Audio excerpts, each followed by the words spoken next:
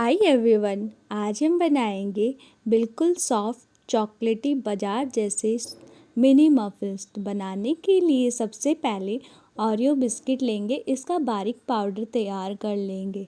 अब हम इसके अंदर मिल्क ऐड करेंगे और एक बैटर तैयार कर लेंगे।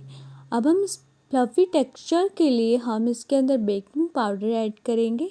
आप इसके अंदर चोको चिप डालिए, मैंने 5 स्टार चॉकलेट ऐड किया है।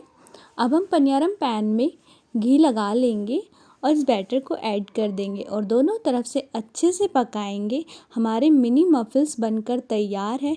ऊपर से चॉकलेट सिरप डालिए। मेरी वीडियो पसंद आए तो सब्सक्राइब।